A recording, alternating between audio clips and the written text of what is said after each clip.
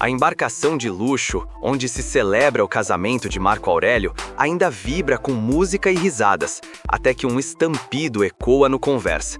O pânico toma conta dos convidados. Pessoas gritam, copos caem no chão e a música cessa abruptamente.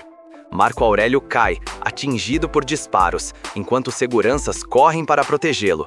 Tiago, em choque, pega o celular com mãos trêmulas. O barco está em alto mar, mas o sinal ainda permite uma chamada. Ele respira fundo e liga para a avó. Vó, sou eu, o Tiago. Aconteceu uma coisa terrível. Atiraram contra o papai durante o casamento. Ele está caído no convés, sangrando muito. Do outro lado da linha, no silêncio de sua mansão, Odete ouve sem interromper. Sua voz surge calma, firme, quase gélida. Ele está vivo ainda? Perguntará Odete. Tiago aperta os olhos, tentando conter as lágrimas. Sim, mas é grave. Já estão improvisando socorro aqui no barco. Não sabemos se vai resistir até chegarmos à costa. Nesse instante, César, que estava no mesmo ambiente que a esposa, observa a reação dela. Odete não se levanta, não chora, não se desespera. Apenas segura o telefone como se fosse mais uma conversa trivial. Você não parece abalada, Odete. O pai do seu neto pode estar morrendo nesse exato momento, e ainda assim você está calma, como se fosse um dia comum. Odete inspira fundo, passando a mão devagar pelo braço da poltrona onde está sentada. O desespero não ajuda em nada, César. Eu sei que Marco Aurélio é forte, ele vai resistir. O choro e os gritos eu deixo para os fracos. César se aproxima mais, encarando-a com um misto de incredulidade e desconfiança. Não, Odete, não é só sangue frio. É como se você já esperasse essa notícia. É como se esse atentado não fosse surpresa alguma para você. Vó, a senhora tem alguma coisa a ver com isso? Perguntará a Tiago. Odete aperta os lábios, irritada com a insinuação, mas mantém a postura, inabalável. Não dê ouvidos às loucuras do César, Tiago. Concentre-se em ajudar seu pai e mantenha-me informada. Eu lhe darei com tudo daqui. César não desvia os olhos da esposa, mesmo depois que ela encerra a chamada. Você pode enganar o Tiago, mas não a mim. Eu conheço seu jeito, Odete, e sei quando está escondendo alguma coisa, afirmará César. Odete ergue o queixo, altiva, como se fosse a senhora do destino de todos. Cuidado, César. Há segredos que não suportam luz demais, e quem ousa revelá-los acaba se queimando. César aperta os punhos. O som distante das ondas batendo contra as pedras da costa ecoa na sala silenciosa, como se anunciasse que o que aconteceu no mar não é apenas o início de uma tragédia, mas também de uma guerra dentro daquela família. O hospital privado está em alerta. Equipes médicas correm de um lado a outro, enquanto Marco Aurélio é transferido da maca para a sala de emergência. O sangue ainda escorre pela camisa de casamento, e o semblante dele alterna entre dor e determinação. Leila, desesperada, segura a mão do marido, mesmo quando os enfermeiros tentam afastá-la. Ela se recusa a sair de perto dele. Você vai resistir, Marco. Precisa resistir. Eu não vou deixar que te levem de mim, dirá Leila. Os médicos iniciam os procedimentos, mas Marco Aurélio insiste em falar, mesmo com a respiração fraca e entrecortada. Leila, escuta, isso não foi obra do acaso. Quem mandou me matar foi a Odete, afirmará Marco Aurélio. A revelação cai como um raio no coração de Leila. Ela regala os olhos e se aproxima mais do marido, ignorando o protesto dos enfermeiros. O quê? A Odete? Ela não iria tão longe. Ele aperta os dentes, sufocado pela dor, mas o rancor dá força às suas palavras. Porque eu nunca devolvi o dinheiro que roubei da TCA. Milhões, Leila. E ela sabe que eu ainda continuo desviando. A expressão de Leila se transforma em choque. Ela leva a mão à boca. Então, você está me dizendo que a Odete mandou atirar em você porque queria vingança? Não só vingança. Ela sempre quis me destruir. Nunca aceitou que eu fizesse parte da família, mesmo quando eu era casado com a filha dela. E agora tem um motivo perfeito para me apagar de vez. Os aparelhos ao lado da cama apitam em alerta, e os médicos pressionam para que ele seja levado imediatamente à cirurgia. Com lágrimas nos olhos, Leila segura ainda mais forte a mão dele. Eu não sei se acredito em você ou não, Marco, mas se isso for verdade, se Odete realmente estiver por trás desse atentado, então você nunca vai estar a salvo. Ele abre os olhos mais uma vez, fixando o olhar nela, determinado mesmo à beira do desmaio. Se eu não resistir, proteja o Tiago. Não deixe a Odete envenenar a cabeça dele. Ela é capaz de tudo para manipular quem estiver ao redor. A equipe médica finalmente o leva para dentro da sala cirúrgica.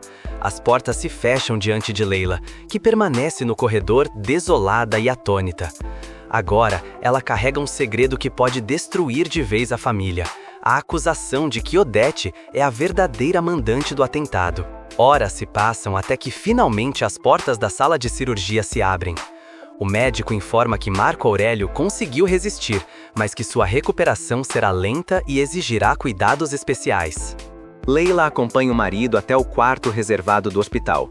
Marco Aurélio está pálido, conectado a aparelhos, mas consciente. O peso da sobrevivência mistura-se ao da desconfiança que já corrói seu coração. Ela se aproxima da cama, ajeitando os lençóis e falando em tom firme. A partir de agora, você não vai dar um passo sem segurança. Vou contratar homens armados, não importa o custo. Não podemos arriscar que tentem terminar o que começaram, avisará Leila. Talvez seja a única saída. Se a Odete realmente está por trás disso, ela não vai parar até me ver morto, dirá Marco Aurélio. Leila hesita por alguns segundos, depois se senta na beira da cama. Há algo que a atormenta desde sua última visita à TCA. Preciso te contar uma coisa, Marco. Quando estive na empresa, achei muito estranho o clima entre a Odete e o Freitas. Eles estavam no maior bate-papo, como se fossem velhos aliados. Marco Aurélio arregala os olhos, mesmo debilitado.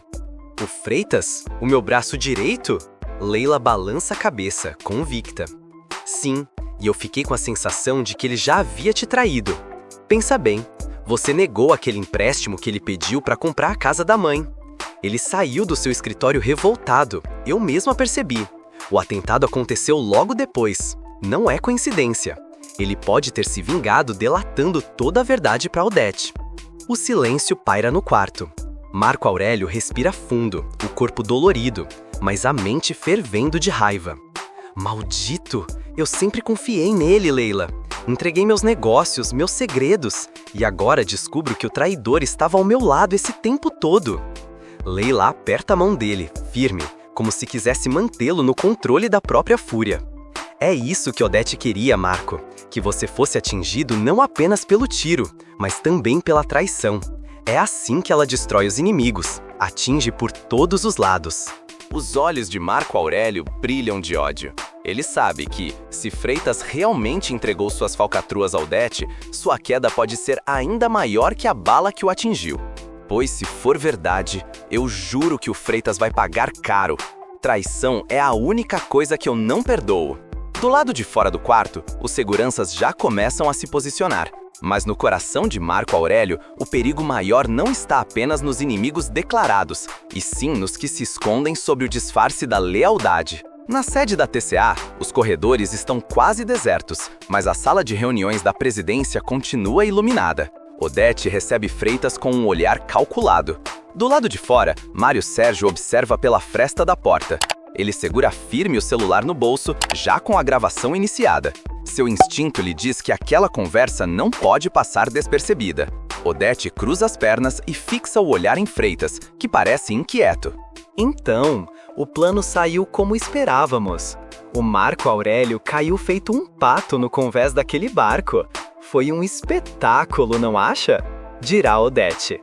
Freitas engole em seco, evitando encarar diretamente a patroa. Eu só não esperava que fosse tão violento, doutora Odete. Um atentado em pleno casamento foi arriscado demais. Poderia ter sobrado para outras pessoas. Odete ergue a sobrancelha, impaciente com o tom de hesitação.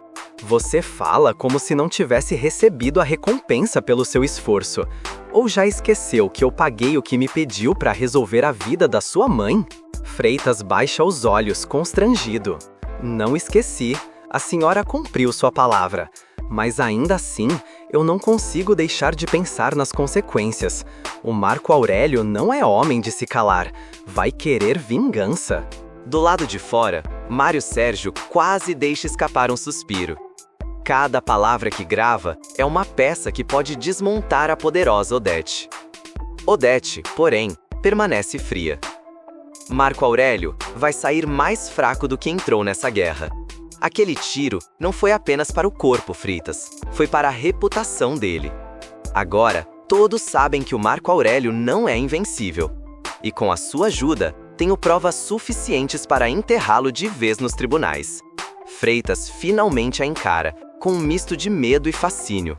A senhora é implacável. Às vezes me pergunto se não vai me descartar também, quando eu já não for útil. Odete sorri com ironia, aproximando-se dele. Enquanto você me for leal, não tem nada a temer. Mas, se um dia pensar em me trair, lembre-se do que aconteceu com o seu antigo patrão. Eu não perdoo 2 vezes. Freitas engole seco e apenas concorda com a cabeça. Atrás da porta, Mário Sérgio encerra a gravação. Seus olhos brilham com a consciência do poder que agora carrega. Odete, você acabou de assinar sua sentença sem perceber. Pensará Mário Sérgio em silêncio.